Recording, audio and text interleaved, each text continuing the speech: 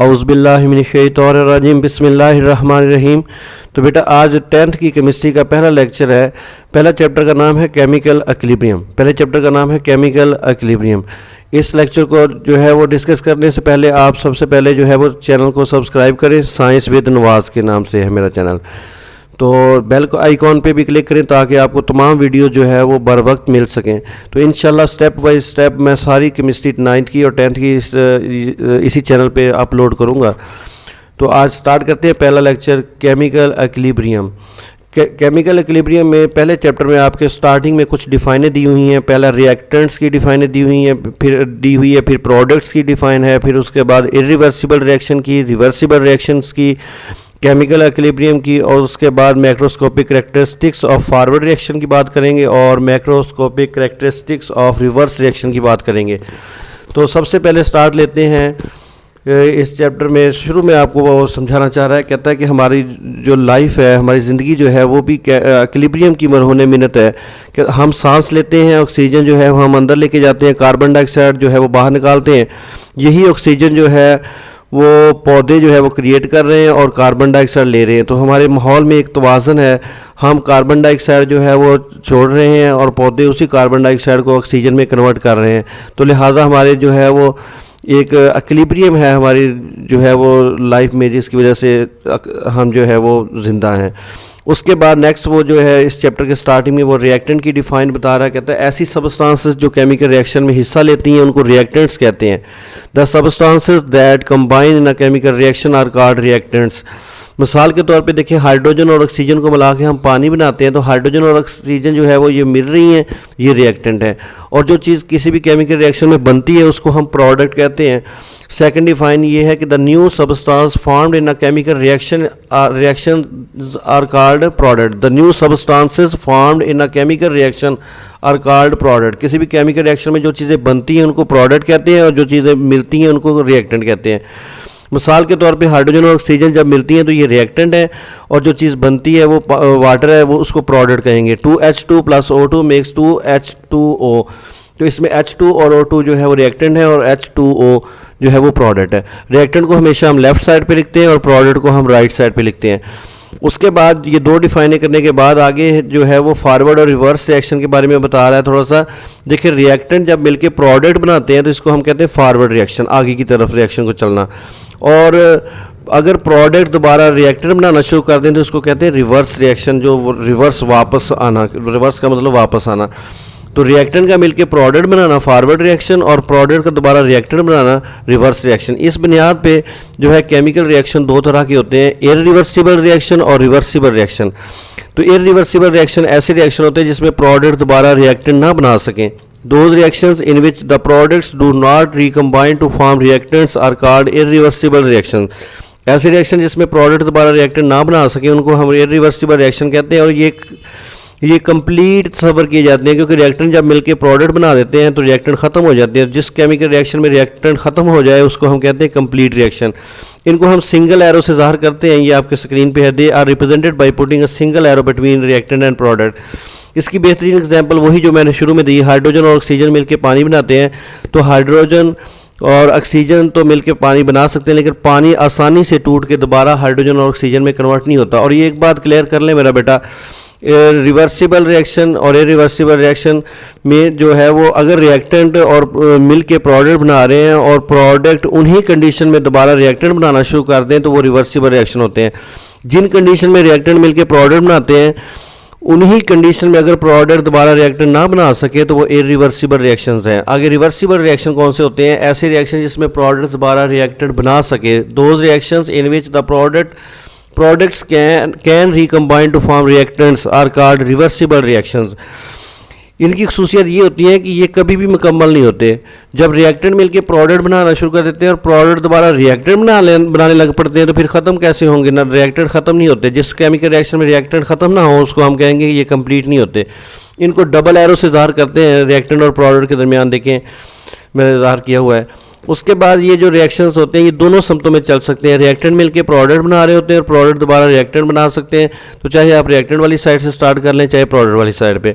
Reversible reaction जो होते हैं reversible reaction is one which can be made to proceed in either direction depending upon the condition. इसकी condition change करके आप अपनी मर्जी से इसको जिधर से मर्जी स्टार्ट करवा सकते हैं। इसको थोड़ा सा और क्लियर करने की कोशिश करते हैं। इरिवर्सिबल रिएक्शन आपके सामने है स्क्रीन पे। रिएक्टेंट मिलके प्रोडक्ट बना रहे हैं लेकिन प्रोडक्ट दोबारा रिएक्टेंट नहीं बना रहे, तो ऐसे रिएक्शन जिसमें प्रोडक्ट दोबारा रिएक्टेंट ना बना सके वो इरिवर्सिबल रिएक्शन। रिवर्सिबल रिएक्शन नीचे बताया हुआ है, देखिए रिएक्टेंट मिलके प्रोडक्ट बना रहे हैं और प्रोडक्ट भी दोबारा रिएक्टेंट बना सकते हैं, तो लिहाजा ऐसे रिएक्शन जिसमें प्रोडक्ट दोबारा रिएक्टेंट बना सकें वो रिवर्सिबल रिएक्शंस होते हैं। अब देखें, जब रिएक्टेंट मिलके प्रोडक्ट बना रहे होते हैं और प्रोडक्ट दोबारा रिएक्टेंट बना रहे होते हैं, तो उस वक्त जो है वो दोनों का अगर रेट बराबर हो जाए, रिएक्टेंट के मालिक्यूल जितने प्रोडक्ट में कन्वर्ट हो रहे हैं उतने ही प्रोडक्ट के मालिक्यूल रिएक्टेंट में कन्वर्ट होना शुरू हो जाए, तो उसको हम कहते हैं केमिकल इक्विलिब्रियम। देखिए मेरा बेटा, इसकी डिफाइन है, when the rate of the forward reaction is the same as the rate of reverse reaction the composition of the reaction mixture remains constant, it is called a chemical equilibrium state. अब ज़रा आसानी से समझ लें मेरा बेटा, reaction चल रहा होता है लेकिन जो है मकदारें चेंज नहीं होती। आसानी के लिए आप ऐसे समझ लें कि आप क्लास में अगर 10 स्टूडेंट हैं, मैं उनको कहता हूँ कि बेटा 5 स्टूडेंट आप बाहर चले जाओ, उनको मैं जो है वो प्रोडक्ट कह देता हूँ और अंदर 5 स्टूडेंट हैं जिनको मैं रिएक्टेंट कह देता हूँ। फिर उसके बाद मैं कहता हूँ बेटा एक बच्चा बाहर जाए और एक अंदर आता जाए, एक बच्चा बाहर जा रहा है एक अंदर आ रहा है, एक बाहर जा रहा है एक अंदर आ रहा है। अंदर कितने बच्चे होंगे? 5। बाहर कितने होंगे? 5। लेकिन प्रोसेस तो चल रहा है। आधे घंटे के बाद फिर मैं कहता हूँ कि बेटा गिने जो है वो कितने बच्चे हैं, एक बच्चा बाहर जा रहा है एक आ रहा है, अंदर भी 5 होंगे बाहर भी 5। तो इस तरह केमिकल रिएक्शन में भी ऐसे होता है कि रिएक्टेंट प्रोडक्ट में कन्वर्ट हो रहे होते हैं, प्रोडक्ट रिएक्टेंट में कन्वर्ट हो रहे होते हैं, लेकिन मकदारें चेंज नहीं हो रही होती है। जैसे अभी हमने एग्जांपल में देखा कि 5 स्टूडेंट बाहर हैं 5 अंदर हैं, एक बाहर जा रहा है एक अंदर आ रहा है, तादाद अंदर कितनी है? 5। इस तरह केमिकल रिएक्शन में भी ऐसे होता है कि जितने मालिक्यूल रिएक्टेंट के प्रोडक्ट में कन्वर्ट हो रहे होते हैं उतने ही प्रोडक्ट के दोबारा रिएक्टेंट में कन्वर्ट हो रहे होते हैं, तो लिहाजा उनकी मकदारों में कोई चेंजिंग नहीं आती। तो अब इसकी एक एग्जांपल ले लेते हैं। हाइड्रोजन और आयोडीन मिलके जब हाइड्रोजन आयोडाइड बनाते हैं तो इसको हम फॉरवर्ड रिएक्शन कह देंगे। अगर हम एक बंद फ्लास्क लें, उसमें हाइड्रोजन और आयोडीन के वेपर्स डाल के इनको जो है वो रिएक्शन करवाया जाए, हीट किया जाए, तो ये मिल के बनेंगे हाइड्रोजन आयोडाइड। आपको कैसे पता चलेगा कि रिएक्शन हो रहा है? हाइड्रोजन का जो है वो कलरलेस है, आयोडीन पर्पल कलर की है और हाइड्रोजन आयोडाइड कलरलेस है। जब हाइड्रोजन आयोडीन के साथ मिलकर हाइड्रोजन आयोडाइड बनाएगी तो आयोडीन का पर्पल कलर मध्यम हो जाएगा। इससे साबित हुआ कि फॉरवर्ड रिएक्शन हो रहा है इसमें। अब इसी जो है वो बंद फ्लास्क में प्रोडक्ट दोबारा रिएक्टेंट भी बनाएंगे। प्रोडक्ट यहाँ पे क्या है? 2HI यानी हाइड्रोजन आयोडाइड। जब ये कन्वर्ट होगी दोबारा हाइड्रोजन और आयोडीन में, तो कलरलेस जो हाइड्रोजन आयोडाइड है वो पर्पल कलर के आयोडीन में कन्वर्ट होगी। तो अगर आप जस्ट ऐसे करें कि हाइड्रोजन और आयोडीन को सिर्फ रिएक्शन करवाएं तो पर्पल कलर जो आयोडीन का है वो फेड होता जाएगा, मध्यम होता जाएगा। इसका मतलब है कि ये रिएक्शन हो रहा है, फॉरवर्ड रिएक्शन हो रहा है। और अगर आप सिर्फ हाइड्रोजन आयोडाइड को जो है वो लें और इसको जो है वो रिएक्शन करवाएं, गर्म करें, तो ये हाइड्रोजन और आयोडीन में कन्वर्ट होगी। तो आपको कैसे पता चलेगा कि प्रोसेस हो रहा है? क्योंकि हाइड्रोजन आयोडाइड कलरलेस है, पर्पल कलर की आयोडीन क्रिएट होगी जिससे पता चलेगा कि रिएक्शन हो रहा है।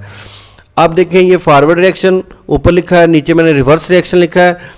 अगर बंद फ्लास्क है, रिएक्टेंट में से या प्रोडक्ट में से कोई चीज़ जो है वो मूव नहीं कर रही, बाहर नहीं निकल रही, बंद कंटेनर है, तो फिर दोनों प्रोसेस होंगे। हाइड्रोजन और आयोडीन मिलकर हाइड्रोजन आयोडाइड भी बना रही होगी और हाइड्रोजन आयोडाइड दोबारा टूट के आयोडीन और हाइड्रोजन में भी कन्वर्ट हो रही होगी। तो इसको हम जो है रिवर्सिबली ज़ाहिर करेंगे, जैसे स्क्रीन पे मैंने ज़ाहिर किया, H2+I2 में X2HI और दरमियान में डबल एरो डालेंगे। रिएक्टेंट का मिलकर प्रोडक्ट में कन्वर्ट होना फॉरवर्ड रिएक्शन, प्रोडक्ट का दोबारा रिएक्टेंट में कन्वर्ट होना रिवर्स रिएक्शन। और दोनों जब प्रोसेस हो रहे हों तो उसको आप रिवर्सिबल रिएक्शन की शक्ल में डबल एरो के से ज़ाहिर करेंगे। दो चीज़ें मिलके जब एक चीज़ बन रही हो तो उसको हम कहते हैं कम्बिनेशन। पहले रिएक्शन में, फॉरवर्ड रिएक्शन में दो चीज़ें मिलके एक चीज़ बन रही है, हाइड्रोजन और आयोडीन मिलके HI बन रही है, ये जो है कम्बिनेशन है। नीचे वाले रिएक्शन में एक चीज़ टूट के दो में कन्वर्ट हो रही है, HI कन्वर्ट हो रही है H2+I2, इसके अज्जा अलग-अलग हो रहे हैं, इसको कहेंगे डीकम्पोजिशन। तो लिहाजा ऊपर वाले रिएक्शन में कम्बिनेशन हो रही है, नीचे वाले में डीकम्पोजिशन हो रही है।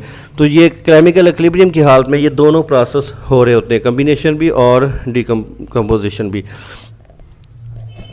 तो बेटा अब हम बात करेंगे फॉरवर्ड रिएक्शन की। जब रिएक्टेंट मिलके प्रोडक्ट में कन्वर्ट होते हैं तो उसको फॉरवर्ड रिएक्शन कहते हैं, और जब प्रोडक्ट दोबारा रिएक्टेंट बनाना शुरू कर देते हैं तो उसको कहते हैं रिवर्स रिएक्शन। फॉरवर्ड रिएक्शन की खुसूसियत ये होती है कि पहली प्रॉपर्टी ये है कि ये इसमें रिएक्टेंट मिलके प्रोडक्ट में कन्वर्ट होते हैं। It is the reaction in which reactants react to form products. और दूसरा जो है, it take place from left to right. इसमें रिएक्टेंट मिलके क्योंकि प्रोडक्ट में कन्वर्ट होते हैं, रिएक्टेंट लेफ्ट साइड पे होते हैं और प्रोडक्ट राइट साइड पे, ज़्यादा ये लेफ्ट से राइट की तरफ रूनुमा होते हैं। Number 3, at initial stage the rate of forward reaction is very slow very fast. शुरू में जो है वो फॉरवर्ड रिएक्शन का रेट जो है वो बहुत ज़्यादा तेज़ होता है। क्यों तेज़ होता है? क्योंकि शुरू में रिएक्टेंट की मकदार बहुत ज़्यादा होती है। रिएक्टेंट किसी भी केमिकल रिएक्शन में जितने ज़्यादा होंगे उतने ही मालिक्यूल जो है वो ज़्यादा टकराएंगे और ज़्यादा कोलिजन्स की वजह से रिएक्टेंट के मालिक्यूल ज़्यादा प्रोडक्ट में कन्वर्ट होते हैं। तो शुरू में रिएक्शन की स्पीड ज़्यादा होती है क्योंकि रिएक्टेंट की मकदार ज़्यादा होती है, और फिर आहिस्ता आहिस्ता जो है वो फॉरवर्ड रिएक्शन की स्पीड स्लो होती जाती है। तो ये 4 प्रॉपर्टी आपने याद करनी है। ये 2 नंबर का शॉर्ट क्वेश्चन भी है कि इसमें रिएक्टेंट फॉरवर्ड रिएक्शन में रिएक्टेंट मिलके प्रोडक्ट बनाते हैं। नंबर 2, ये लेफ्ट से राइट की तरफ रूनुमा होते हैं। नंबर 3, इनकी स्पीड शुरू में बहुत ज़्यादा होती है। नंबर 4, ये फिर आहिस्ता आहिस्ता स्लो हो जाते हैं। अब इसका उल्ट कर लें, रिवर्स रिएक्शन में वही प्रॉपर्टी चारों जो हमने बात की है उन्हीं का उल्ट कर लें। तो ये जो है रिवर्स रिएक्शन जो है इसमें प्रोडक्ट रिएक्टेंट बनाने के लिए रिएक्ट करते हैं। It is a reaction in which products react to produce reactants. इसमें प्रोडक्ट रिएक्टेंट बनाने के लिए रिएक्ट करते हैं। ये राइट से लेफ्ट की तरफ रूनुमा होते हैं। In the beginning the rate of reverse reaction is negligible. शुरू में रिवर्स रिएक्शन की स्पीड स्लो होती है और फिर आहिस्ता आहिस्ता स्पीड अप होते हैं। It speeds up gradually. तो मेरा बेटा ये आपके लिए लेक्चर हम कंप्लीट करते हैं, कोशिश करते हैं आपके लिए ये मुख्तलिफ वीडियोस बनाते हैं, फिर उसके साथ साथ ये जो है वो स्लाइड्स बनाते हैं। तो आप भी मेरा बेटा कोशिश किया करें कि इसको कम से कम सब्सक्राइब करें और आगे जो है दोस्तों तक भी इसको भेजें ताकि दूसरे बच्चों का भी फ़ायदा हो।